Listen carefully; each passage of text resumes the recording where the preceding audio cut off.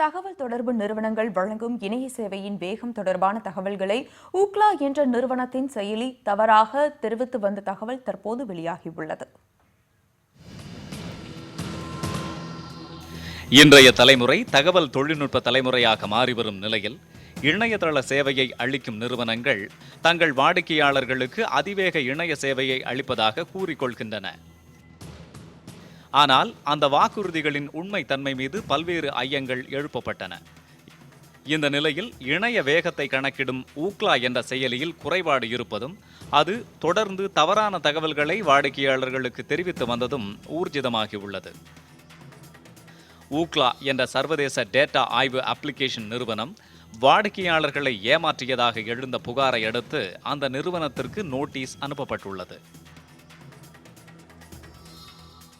ओखला को एक्टिवेट करते हैं तो वो जो है सिम 2 को सेंसिटाइज करता है और स्पीड जो है हमें उसकी दिखाता है.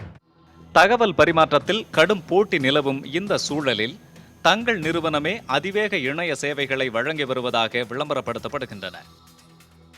இந்த உரிமை பாராட்டல்கள் மீது இதுவரை கேள்வி எழுப்பப்படாமல் இருந்த நிலையில் ஊக்லா அப்ளிகேஷன் மீது பலரும் பல குற்றச்சாட்டுகளை கூறியுள்ளனர். ஸ்மார்ட் போன்களில் குறிப்பாக 2 சிம் கார்டுகள் வசதி கொண்ட போன்களில் கிடைக்கும் இணைய சேவையின் வேகமானது தவறாக கணக்கிடப்பட்டுள்ளது. This misguiding होता है और ये I don't want to name the companies but the companies X company, B company, C company, it's a kind of an advertising stunt which they use.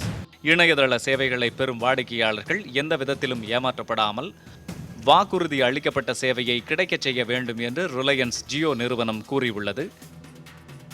இது தொடர்பாக ஊக்லா அப்ளிகேஷன் நிறுவனத்திற்கு நோட்டீஸ் அனுப்பப்பட்டுள்ளது. ஊக்லாவின் தரவுகளை கொண்டு சில நிறுவனங்கள் செய்யும் விளம்பரங்கள் முற்றிலும் பொய் என்று தெரிவிக்கப்பட்டுள்ளது. அத்துடன் ஜியோ சார்பில் ஊக்லா நிறுவனத்திற்கு எதிராக இந்திய விளம்பர கவுன்சிலில் புகாரும் தெரிவிக்கப்பட்டுள்ளது.